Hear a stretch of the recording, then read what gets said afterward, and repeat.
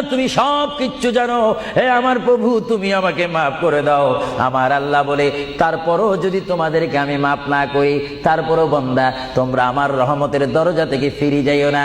আমি তোমাদেরকে হুকুম দিচ্ছি, ওয়ালাউ আন্নাহুম ইয যালামু আনফুসাহুম জাউকা, বান্দারে যদি গুনাহ করে ফেলো আমার রহমত থেকে মুখ ফিরিয়ে তুমি চলে যাইও না।